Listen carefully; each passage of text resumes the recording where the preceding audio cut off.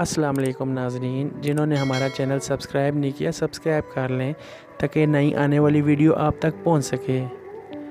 حضرت سیدنا ابراہیم آجوری کبیر رحمۃ اللہ علیہ فرماتے ہیں، سردیوں کے دن تھے، میں مسجد کے دروازے پر بیٹھا ہوا تھا کہ قریب سے ایک شخص گزرا جس نے 2 گڈریاں اوڑھ رکھی تھیں۔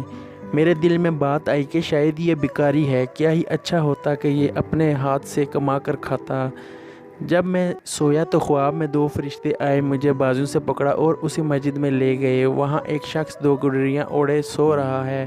جب اس کے چہرے سے گڈری ہٹائی گئی تو یہ دیکھ کر میں حیران رہ گیا کہ یہ تو وہی شخص ہے جو میرے قریب سے گزرا تھا۔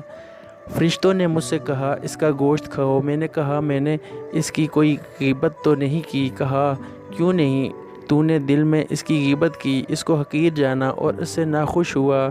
حضرت سیدنا ابراہیم آجوری کبیر علیہ رحمۃ اللہ قدیر فرماتے ہیں، پھر میری آنکھ کھل گئی۔ خوف کی وجہ سے مجھ پر لرزہ طاری تھا۔ میں مسلسل 30 دن اسی مسجد کے دروازے پر بیٹھا رہا، صرف فرض نماز کے لیے وہاں سے اٹھتا۔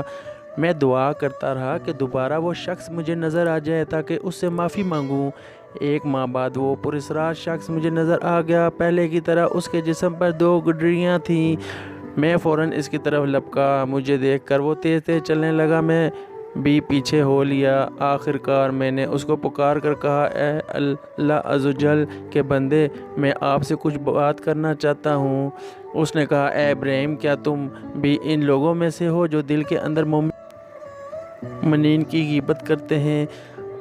اس کے منہ سے اپنے بارے میں غیب کی خبر سن کر میں بے ہوش ہو کر گر پڑا۔ جب ہوش آیا تو وہ شخص میرے سرانے کھڑا تھا۔ اس نے کہا، کیا دوبارہ ایسا کرو گے؟ میں نے کہا، نہیں، اب کبھی بھی ایسا نہیں کروں گا۔ پھر وہ پراسرار شخص میری نظروں سے اوجھل ہو گیا اور دوبارہ کبھی نظر نہ آیا۔